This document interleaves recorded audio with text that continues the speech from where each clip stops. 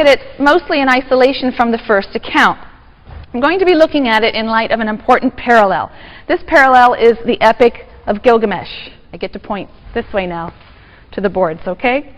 The Epic of Gilgamesh, and I'll be drawing on the work of many scholars, Nachum Sarna probably most prominently among them, but others also who have devoted themselves to the study of these textual parallels and developing an interpretation of these stories. I'd like you to carry that with you into your discussion sections as you look at some of the other interpretations from antiquity and on into the modern period. Now, the Epic of Gilgamesh is a magnificent Mesopotamian epic that relates the exploits of a Sumerian king, King Gilgamesh of Uruk. That's the name of the city-state over which he is king. And the epic as we now have it was probably composed between 2000 and 1800 BCE. Gilgamesh was apparently a historical character, an actual king of Uruk, but the story, of course, has fantastic and legendary qualities to it. We have a full text of the epic that was located in the library of Ashurbanipal, an Assyrian king. It's a 7th century copy of the story. But we have fragments that are much, much older, that date back to the 18th century, that were found in Iraq. So clearly it's an old story, and we have even older prototypes for elements of the story as well. The story opens with a description of Gilgamesh. He's an extremely unpopular king. He's tyrannical, he's rapacious, he's undisciplined, he's oversexed. The people in the city cry out to the gods. They want relief from him. They particularly cite his abuses towards the young women of the city. And the god Aruru is told that she must deal with Gilgamesh. Aruru is on the board. So Aruru fashions this noble savage named Enkidu. Enkidu is designed to be a match for Gilgamesh, and he's very much like the biblical human in Genesis 2. He's sort of an innocent, primitive. He appears unclothed. He lives a free, peaceful life in harmony with the animals, with nature and the beasts. He races across the steppes with the gazelles. But before he can enter the city and meet Gilgamesh, he has to be tamed. So a woman is sent to Enkidu, and her job is to provide the sexual initiation that will tame and civilize Enkidu. I'm reading now from the Epic of Gilgamesh. For 6 days and 7 nights, Enkidu comes forth mating with the lass. After he had had his fill of her charms, he set his face toward his wild beasts. On seeing him, Enkidu, the gazelles ran off. The wild beasts of the steppe drew away from his body. Startled was Enkidu as his body became taut. His knees were motionless, for the wild beasts had gone. Enkidu had to slacken his pace. It was not as before. But he now had wisdom, broader understanding. Returning, he sits at the feet of the harlot. I'm not sure why that translation. I've been told by those who know Akkadian that the word could mean harlot, prostitute. It could mean some sacred prostitute. I'm not an expert in Akkadian. But he looks up at the face of the harlot, his ears attentive as the harlot speaks. And the harlot says to him, to Enkidu, "Thou art wise, Enkidu. You art become like a god. Why with the wild creatures dost thou roam over the steppe? Come, let me lead thee to ramparted Uruk, to the holy temple, abode of Anu and Ishtar, where lives Gilgamesh, accomplished in strength, and like a wild ox lords it over the folk." As she speaks to him, her words find favor. His heart enlightened, he yearns for a friend. Enkidu says to her, to the harlot, "Up, lass, escort me to Gilgamesh. I will challenge him and will boldly address him." So that's tablet 1 from the Epic of Gilgamesh. So through this sexual experience, Enkidu has become wise, growing in mental and spiritual stature, and he is said to have become like a god. At the same time, there's been a concomitant loss of innocence. His harmonious unity with nature is broken. He clothes himself, and his old friends, the gazelles, run from him now. He will never again roam free with the animals. He cannot run as quickly. His pace slackens. He can't even keep up with them. So as one reads the epic, one senses this very deep ambivalence regarding the relative virtues and evils of civilized life and many of the features that make us human. On the one hand, it's clearly good that humans rise above the animals and build cities and wear clothes and pursue the arts of civilization and develop bonds of love and duty and friendship the way that animals do not. These are the things that make humans like the gods in the Epic of Gilgamesh. But on the other hand, these advances have also come at a cost. And in this story, there's also a sense of longing for the freedom of life in the wild, the innocent, simple, uncomplicated life lived day to day without plans, without toil, in harmony with nature, a somewhat Edenic existence.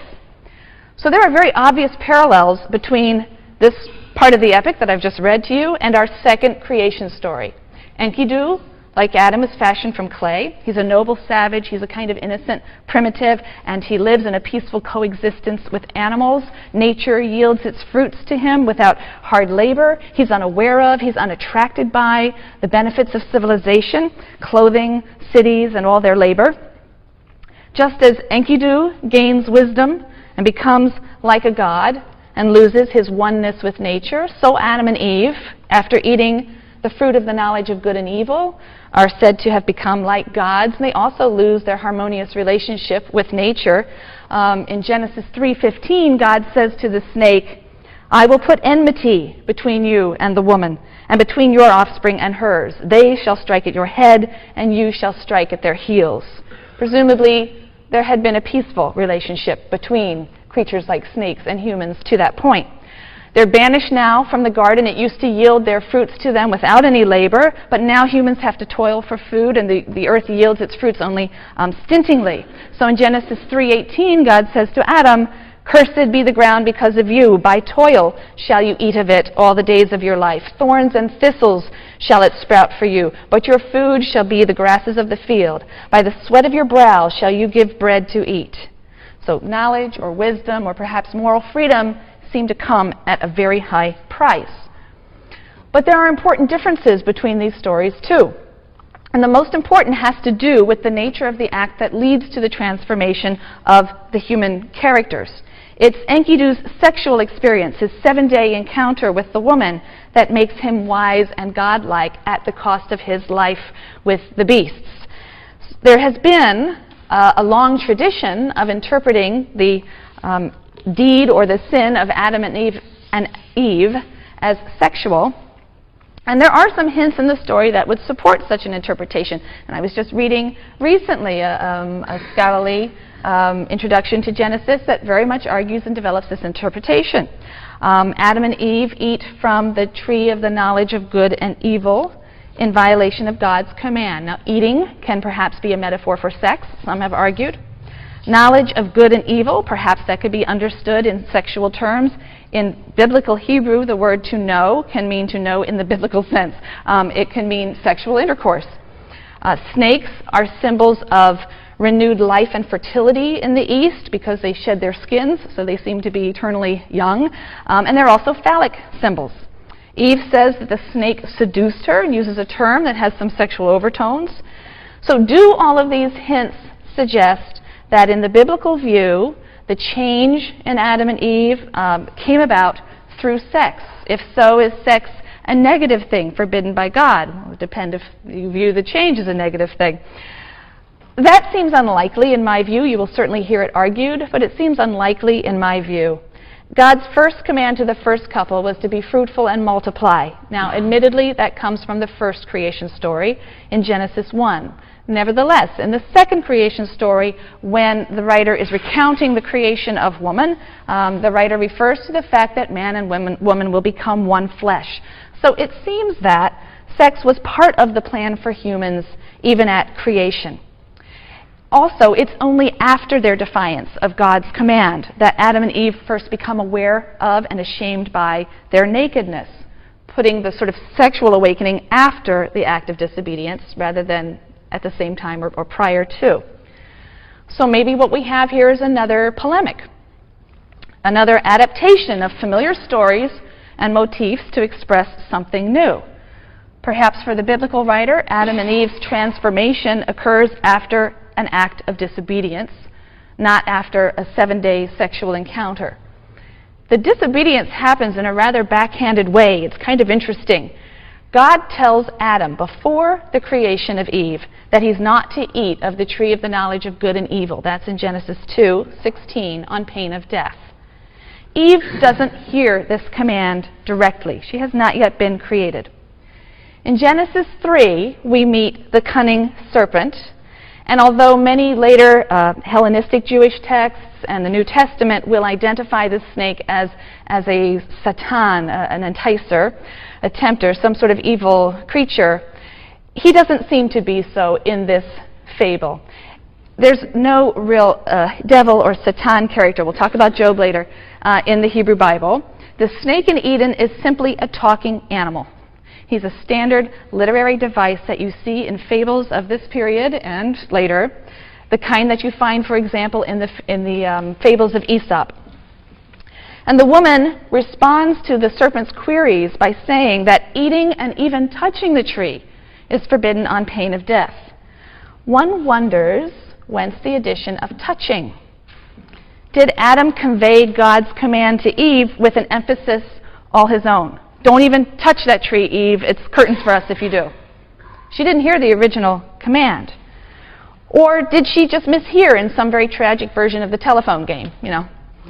And the serpent tells her, no, you're not going to die if you touch or eat the fruit. In fact, he adds, the fruit will bring you wisdom, making humans like gods who know good and bad. And in fact, that's certainly true. He tells her the truth. Genesis 3:7 is a very critical verse, and it's rarely properly translated. Most translations read like this: she took of its fruit and ate. She also gave some to her husband, and he ate. The implication is that Eve acts alone, and then she goes and finds Adam and gives him some of the apple and convinces him to eat it. But in fact, the Hebrew literally reads, she took of its fruit and ate, and gave also to her husband with her, and he ate. With her is a very teeny tiny little word in Hebrew, so I guess a lot of translations figure they can leave it out. But the with her is there in the Hebrew. At that fateful moment, Adam and Eve are standing together at the tree. And although only the woman and the serpent speak, Adam was present, and it seems he accepted the fruit that his wife handed him. He was fully complicitous. And indeed, God holds him responsible. He reproaches Adam. Adam says, well, Eve handed it to me. She gave it to me. Eve explains, the serpent tricked me. God vents his fury on all three, and he does so in ascending order. First the snake for his trickery, and then the woman, and finally the man. So just as the harlot tells Enkidu after his sexual awakening that he has become like a god, so Adam and Eve, after eating the forbidden fruit, are said to be like divine beings. Why? Perhaps because they have become wise in that they have learned they have moral choice. They have free will. They can defy God and God's plans for them in a way that animals and natural phenomena cannot. But now that means there is a serious danger here. And in Genesis 3, verse 22, God says, now that man has become like one of us, knowing good and evil, what if he should stretch out his hand and take also from the tree of life and eat and live forever? So it's the threat of an immortal antagonist that is so disturbing and must be avoided. And so God banishes Adam and Eve from the garden, and he stations these kruvim, these cherubim, not puffy, cute little babies like Raphael painted, but these fierce, monstrous creatures, and a fiery, ever-turning sword to guard the way back to the tree of life. It is now inaccessible. So the acceptance of mortality as an inescapable part of the human condition, it's a part of this story. It's also one of the themes of the Epic of Gilgamesh. As the story continues, Enkidu enters the city, and Enkidu earns Gilgamesh's respect and deep love. And this is the first time that this rapacious tyrant has ever actually loved anyone, and his character is reformed as a result. And then the rest of the epic contains the adventures of these two close friends, all of the things that they do together. And when Enkidu dies, Gilgamesh is absolutely devastated. He's for the first time confronted with his own mortality. He's obsessed with grief over Enkidu, and he's obsessed with the whole issue of mortality. He begins a quest for immortality, and that takes up most of the rest of the epic. He leaves the city, he travels far and wide, he crosses these primeval seas and endures all sorts of hardships, and finally, exhausted and battered, he reaches Utnapishtim, also there on the board, Utnapishtim, who is the only mortal ever to have been granted immortality by the gods. And he comes to him and asks for his secret. It turns out that Utnapishtim can't help him. And we'll come back to Utnapishtim later in the flood story. And Gilgamesh is devastated. He then learns the whereabouts of a plant of eternal youth. And he says, well, that's better than nothing. That at least will keep him young. And so he goes after the plant of eternal youth, but he's negligent for a moment, and a thieving snake or serpent manages to steal it, and that explains why snakes are always shedding their skins and are forever young. Gilgamesh is exhausted, he feels defeated, he returns to Uruk, and as he stands looking at the city from a distance, gazing at it, he takes comfort in the thought that although humans are finite and frail and doomed to die, their accomplishments and their great works give them some foothold in human memory. Now, Nachum Sarna is one of the people who's pointed out that the quest for immortality, which is so central in the Epic of Gilgamesh, is really deflected in the biblical story. The tree of life is mentioned, and it's mentioned with a definite article. Genesis 2:9 says, with the tree of life in the middle of the garden, as if this is a motif we're familiar with, as if this is something we all know about. But then it's really not mentioned again as the story proceeds. The snake, which in the Epic of Gilgamesh is associated with the plant of eternal youth, in Genesis is associated instead with the tree of the knowledge of good and evil. That's the focus of our attention in Genesis. And it's only at the end of the story that the tree of life appears again in the passage that is emphasizing its permanent inaccessibility. And we could perhaps draw two conclusions from this. First, it may be that Adam and Eve had access to this tree up to that point. As long as their will conformed to the will of God, there was no danger to them going on eternally, being immortal. Once they discovered their moral freedom, once they discovered that they could thwart God and work evil in the world, and abuse and corrupt all that God had created, then God could not afford to allow them access to the tree of life. That would be tantamount to creating divine enemies, immortal enemies. So God must maintain the upper hand in his struggle with these humans who have learned to defy him. He maintains the upper hand in this, the fact that they eventually must die. Second of all, the motif of guards who block access to the tree of life suggests that no humans have access to immortality, and the pursuit of immortality is futile. So it might be then that God really spoke the truth after all. The fruit did bring death to humankind. Before we leave this story and move on to Cain and Abel, I just want to make a couple of quick observations. First of all, the opening chapters of Genesis, Genesis 1 through 3, have been subjected to centuries of theological interpretation, and I hope that you're in the midst of reading some of them now. They have generated, for example, the doctrine of original sin, which is the idea that humans, after Adam, are born into a state of sin, by definition. As many ancient interpreters already have observed, the actions of Adam and Eve bring death to the human race. They don't bring a state of utter and unredeemed sinfulness. In fact, what they tell us is that humans have moral choice in each and every age. The story is primarily ideological rather than prescriptive or normative. We've talked about this word, ideological tales, tales that are trying to explain how or why something is the way it is. This is why serpents shed their skin, for example, in the Epic of Gilgamesh. They were the ones who got the plant of eternal youth. It's ideological. The writer observes that humans emerge from innocent childhood to self-conscious adulthood. The writer observes that survival is a difficult endeavor and that the world can sometimes seem harshly hostile. The writer observes that women are desirous of and emotionally bonded to the very persons who establish the conditions of their subordination. The story is explaining how these odd conditions of life came to be as they are, which is not to say that it's the ideal situation or even that it's God's will for humankind. These are ideological fables, and they're best read as such. Second of all, in this story, we see something that we'll see repeatedly in the Pentateuch. And that is that God has to punt a bit. He has to modify his plans for the first couple by barring access to the tree of life. That was not something presumably he planned to do. This is in response to, perhaps, their unforeseen disobedience. Certainly, the way the story unfolds, it's how it seems to us. So, despite their newfound mortality, humans are going to be a force to be reckoned with. They're unpredictable to the very God who created them. Finally, I'll just draw your attention to some interesting details that you can think about and maybe talk about in section. God ruminates that the humans have become like one of us, in the plural. That echoes his words in Genesis 1, where he proposes, let us make humans, or humankind, in our image. Again, in the plural. Who is he talking to?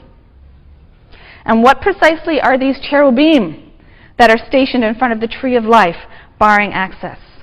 What do we make of these allusions to divine colleagues or subordinates in light of Kaufman's claims regarding biblical monotheism?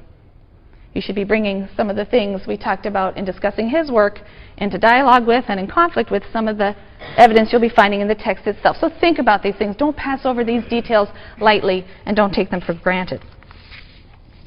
The Cain and Abel story, which is in Genesis 4, verses 1 through 16, this is a story of the first murder.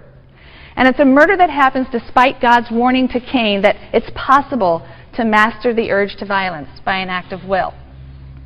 He says, sin couches at the door, its urge is toward you, yet you can be its master. Genesis 4, verse 7. Nachum Sarna and others have noted that the word brother occurs throughout this story repeatedly, and it climaxes in God's question, where is your brother Abel? And Cain responds, I don't know, am I my brother's keeper? And ironically, you sense when you read this that even though Cain intends this as a rhetorical question, am I my brother's keeper? In fact, he's right on the money. Yes, we are, all of us, our brother's keepers. And the strong implication of the story is, as Sarna puts it, that all homicide is in fact fratricide. Seems to be the message of this story. Note also that Cain is culpable, and for someone to be culpable of something, we have to assume some principle that they have violated. And therefore this story assumes the existence of what some writers, Sarna among them, have called the universal moral law. There seems to be in existence from the beginning of creation this universal moral law, and that is the God-endowed sanctity of human life. We can connect it with the fact that God has created humans in his own image. But the God-endowed sanctity of human life is an assumption, and it's the violation of that assumption which makes Cain culpable. The story of Cain and Abel is notable for another theme, and this is a theme that's going to recur in the Bible, and that's the tension between settled areas and the unsettled desert areas and desert life of the nomads. Abel is a keeper of sheep. He represents the nomadic pastoralists, unlike Cain, who is the tiller of soil. So he represents more settled urban life. God prefers the offering of Abel, and as a result, Cain is distressed and jealous to the point of murder. God's preference for the offering of Abel valorizes the free life of the nomadic pastoralist over urban existence.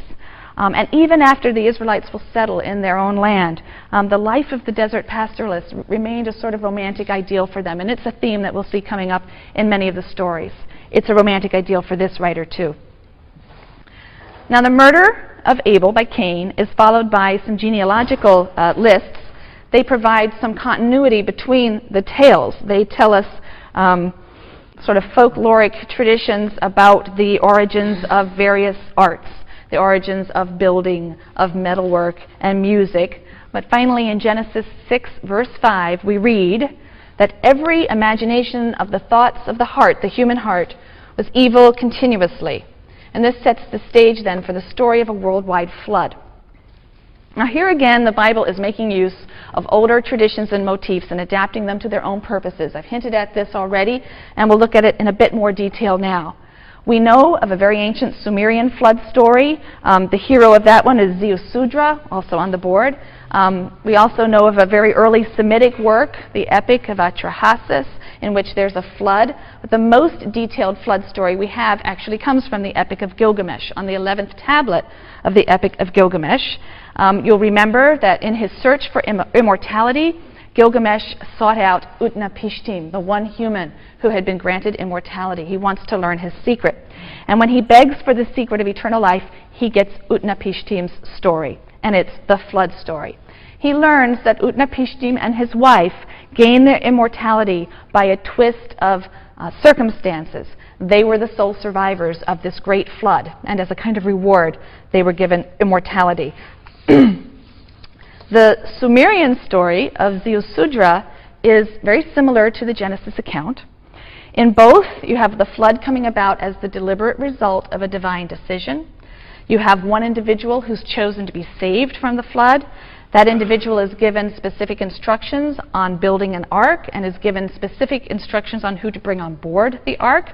The ark also comes to rest on a mountaintop. The hero sends out a bird to reconnoiter the land to find out if it's dry yet. When the hero emerges, he builds an altar, he offers sacrifice to the deity, and receives a blessing. Very similar, parallel stories. And yet, there are significant contrasts between the Mesopotamian story and its Israelite adaptation. Let's compare some of the elements from all three of the stories with the biblical story. In the Epic of Gilgamesh, we have no motive given for the divine destruction whatsoever. It just seems to be pure capriciousness. In the Epic of Atrahasis, we do in fact read of a reason, and the text there states, "The land became wide and the people became numerous. The land bellowed like wild oxen. The god was disturbed by their uproar.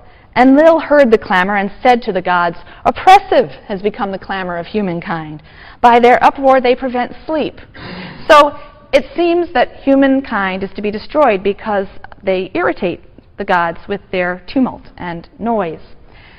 In the Gilgamesh epic, Ea, an earth-water god, does ask another god, Enlil, how he could have brought the flood on so senselessly. He says, "Lay upon the sinner the sin, lay upon the transgressor his transgression," which would indicate that in the Epic of Gilgamesh there is this element of capriciousness. The biblical writer, in retelling the story, seems to want to reject this idea by providing a moral rationale for God's actions. The earth, the text says, is destroyed because of Hamas. Hamas is a word that literally means violence, bloodshed, but also all kinds of injustice and oppression. Noah is saved specifically for his righteousness. He was righteous in his generation. He was chosen, therefore, for moral reasons. So the writer seems very determined to tell the story in a way that depicts God as acting not capriciously, but according to certain clear standards of justice. This was deserved punishment, and the person who was saved was righteous. Furthermore, in the Mesopotamian accounts, the gods do not appear to be in control. This is something that's been pointed out by many writers.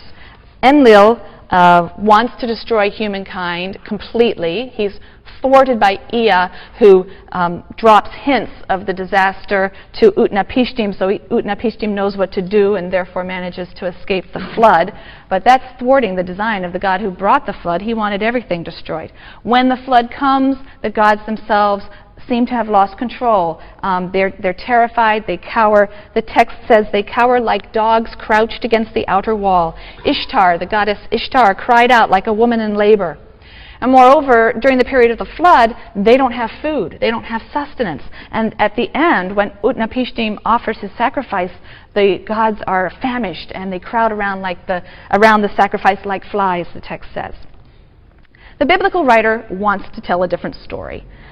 In the biblical flood story, God is represented as being unthreatened by the forces of nature that he unleashes and being completely in control. He makes the decision to punish humans because the world has corrupted itself through Hamas, through bloodshed and violence.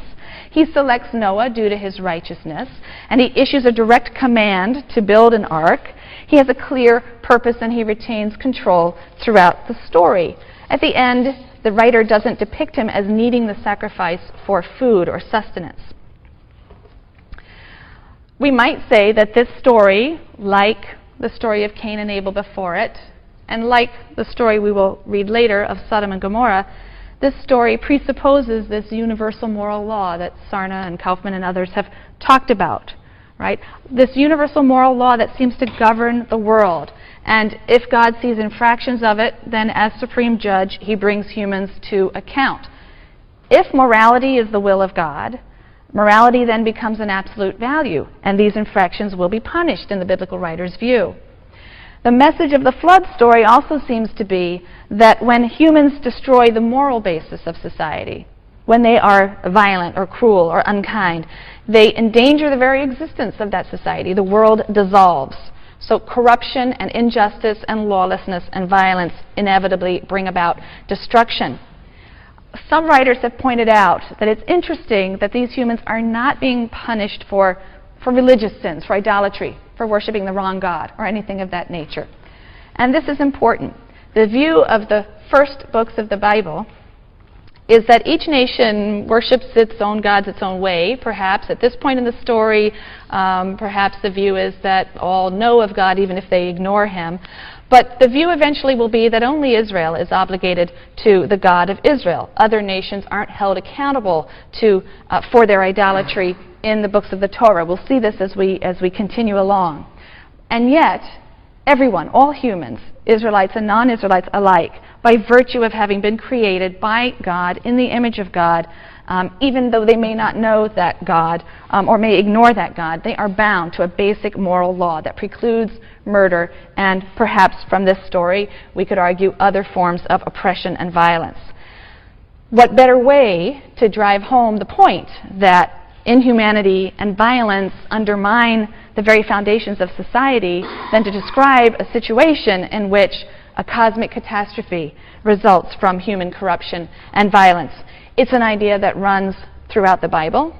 It also appears in later Jewish thought and some Christian thought, some Islamic thought. The psalmist is going to use this motif when he denounces social injustice, the exploitation of the poor, and so on. He says, through wicked deeds like this, all the foundations of the earth are moved, are shaken. The Noah story, the flood story, ends with the ushering in of a new era, and it is in many ways a second creation that mirrors the first creation in some important ways. But this time, God realizes, and again, this is where God's got to punt all the time. That's what I love about the first part of Genesis. God is trying to figure out what he has made and what he's done, and he's got to shift modes all the time. And God realizes that he's going to have to make a concession. He's going to have to make a concession to human weakness and the human desire to kill. And he's going to have to rectify the circumstances that made his destruction of the earth necessary in the first place. So he establishes a covenant with Noah, a covenant. And humankind receives its first set of explicit laws. No more implicit, murder is bad. Oh, I wish I had known, right? Now we're getting our first explicit set of laws, and they're universal in scope on the biblical writer's view. They apply to all humanity, not just Israel. So these are often referred to as the terms of the Noahide covenant. They apply to all humanity. This covenant explicitly prohibits murder in Genesis 9, that is, the spilling of human blood. Blood is the symbol of life. That's a connection that's made elsewhere in the Bible. Leviticus 17, right? The life is in the blood. So blood is the biblical symbol for life. But God is going to make a concession to the human appetite for power and violence. Previously, humans were to be vegetarian. Genesis 1, the portrait was one in which humans and animals did not compete for food or consume one another. Humans were vegetarian. Now God is saying humans may kill animals to eat them, but even so, he says, the animal's life is to be treated with reverence, and the blood, which is the life essence, must be poured out on the ground, returned to God, not consumed. So the animal may be eaten to satisfy the human hunger for flesh, but the life essence itself belongs to God. It must not be taken, even if it's for the purposes of nourishment. Genesis 9, verses 4 through 6. You shall not eat flesh with its life, that is, its blood. For your lifeblood I will surely require a reckoning. Of every beast I will require it, and of humans. So if you are killed by a beast or a human, there will have to be a reckoning and accounting. Of every person's brother I will require the life of the person. Whoever sheds the blood of a person, in exchange for that person shall his blood be shed. For God made humans in his image. All life, human and animal, is sacred to God. The covenant also entails God's promise to restore the rhythm of life and nature and never again to destroy the earth. The rainbow is set up as a symbol of the eternal covenant, a token of the eternal reconciliation between the divine and human realms. And we should note that this notion or this idea of a God who can even make and keep an eternal covenant is only possible on the view that God's word and will are absolute, insusceptible to nullification by some superior power or some divine antagonist. Now, I handed out, or there was handed out to you, a sheet of paper. You might want to get that out in front of you, because we're going to talk a little bit about the flood story in Genesis 6 through 9. When we read the flood story in Genesis 6 through 9, we're often struck by the very odd literary style. I hope you were struck by the odd literary style and the repetitiveness and the contradictions. So I want to ask you now, and be brave and speak out. In your reading of the story, did anything of that nature strike you? Was the story hard to follow? Was it self-contradictory? And in what ways? Anything. Just don't even be polite. Just throw it right out there. Yes? Okay, we seem to have two sets of instructions, right? Someone's pointing out here, we seem to have two sets of instructions about what to bring on board. Either to bring 2 of each sort of living thing, animals and birds and creeping things, or in another passage, God tells Moses to bring on 7 pairs of pure animals and 1 pair of impure animals and 7 pairs of birds, right? Different sets of instructions. Anything else strike you as odd when you were reading this story? Right, okay, rain seems to be there for different amounts of time, doesn't it? There are some passages in which the flood is said to last for 40 days or be on the earth for 40 days. We find that in Genesis 7, verse 17. But in Genesis 7, verse 24, 150 days is given as the time of the flood. Anything else? Any other sorts of doublets or contradictions? Because there are a few more.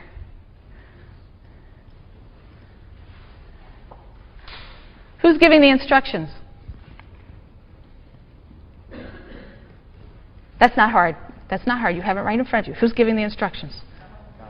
Okay, God. We have the word God being used, I guess, in that translation, right, with a capital G. What else is used? Lord. Those are actually different Hebrew words underneath there. Okay? Those 2 terms are different names for the deity that's giving the instruction. Okay? So there are 2 designations used for God.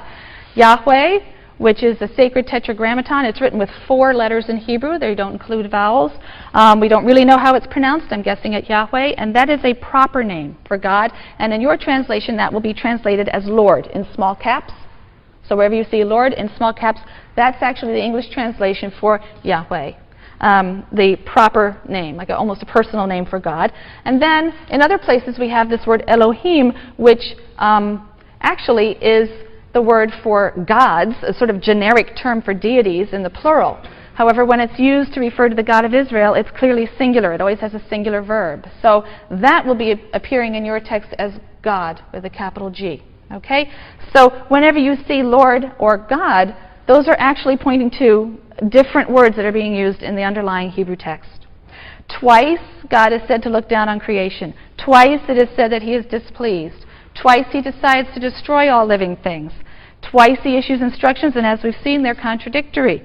We seem to also have a different account of how long the flood lasted. There are more subtle contradictions throughout as well. Sometimes the flood seems to be the result of very heavy rain, but in other descriptions it seems to be a real cosmic upheaval. You'll remember the description of the world from Genesis 1 as an air bubble, essentially, that's formed by separating waters above and waters below, and they're held back or pressed back by the firmament above.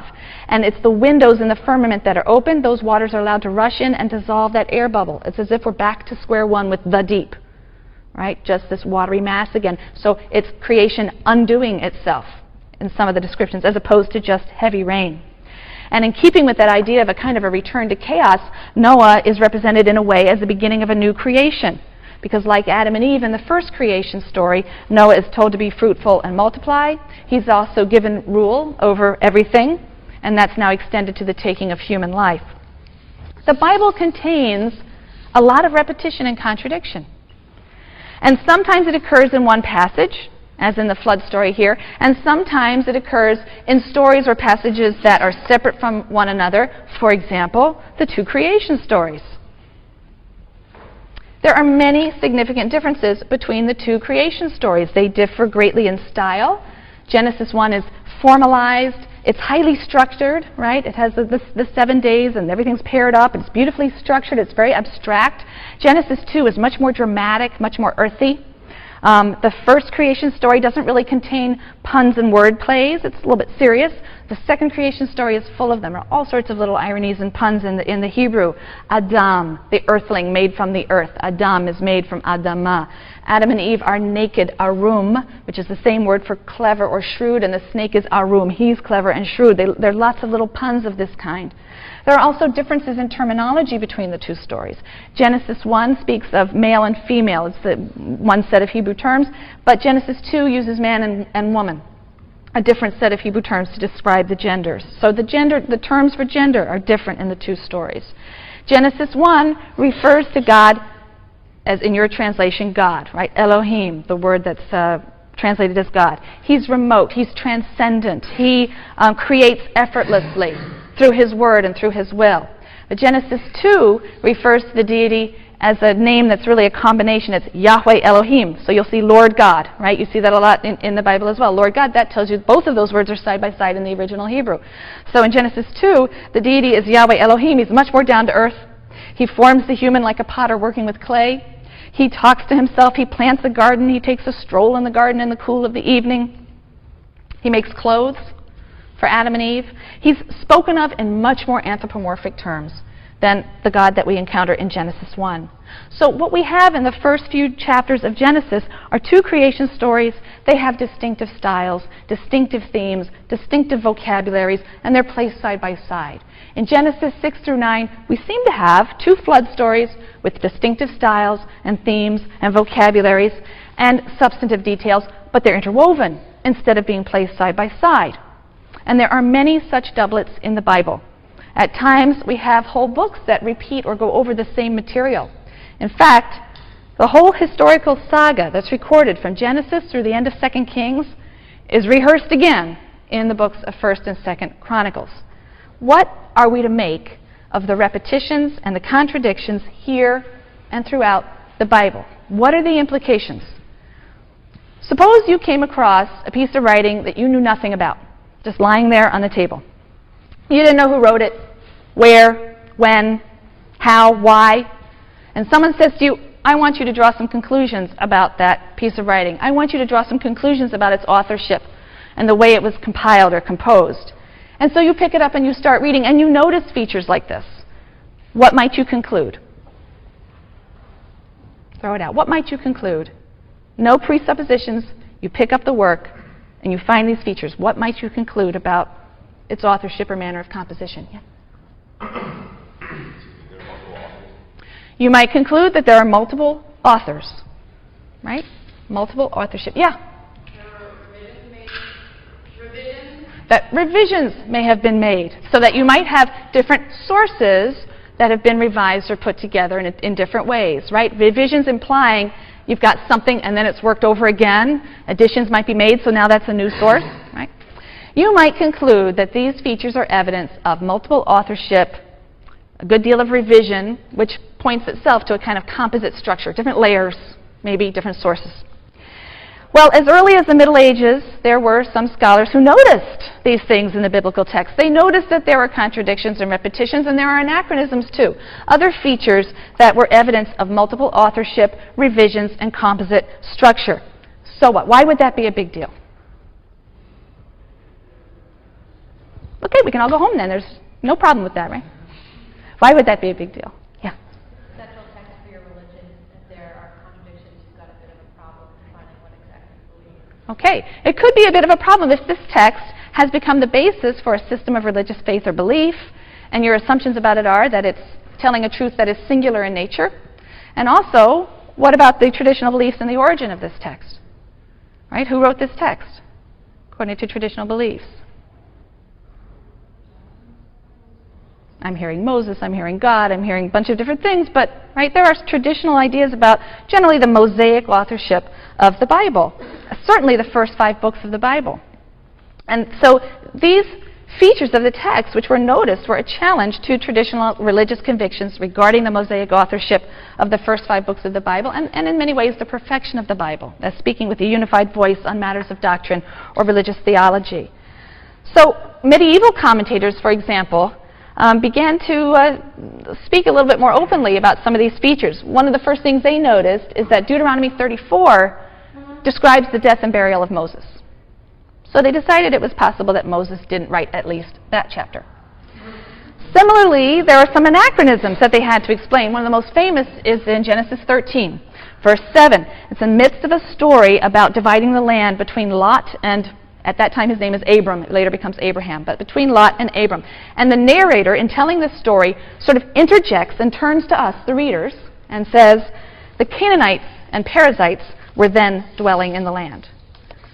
Now, what's weird about that sentence? The narrator is speaking to us from a time in which the Canaanites and Perizzites don't live in the land, right? He's saying, that's back when the Native Americans lived in Connecticut. Is that writer living at a time when Native Americans are still living in Connecticut or owning Connecticut? No, they're writing from a later point of view. So the narrator breaks and talks to the audience in Genesis 13 and 7, says, that was back in the time when the Canaanites were in the land. When did Moses live? Who lived in the land in the time of Moses? The Canaanites. I know you haven't gotten there yet, but when you get to Deuteronomy, you're going to find out he doesn't make it into the land. So he never makes it in there. He never gets in before the Israelites conquer. He dies. The Canaanites are still in possession. So that line was certainly written not by Moses. It was written by someone at a much later time who's looking back and referring to the time when the Canaanites were in the land. So these are the kinds of things that people began to notice. And with the rise of rationalism in the modern period, traditional notions of the divine and Mosaic authorship of the Pentateuch, the Torah, the first 5 books of Moses, were called into question. The modern critical study of the Bible begins really with Spinoza, who in the early 17th century suggested that the Bible should be studied and examined like any book, without presuppositions about its divine origin or any other dogmatic claims about its composition or authorship. But it was the Catholic priest, Richard Simon, who first argued that Moses didn't write the Torah and that it contained many anachronisms and errors. We've run out of time, but I'll pick up this fascinating story on Wednesday, and we'll learn a little bit more about critical ideas about the composition of the Bible. Please be on the lookout for emails from section leaders with study guides for sections, which will be meeting this week. You'll have a lot of fun with the creation stories.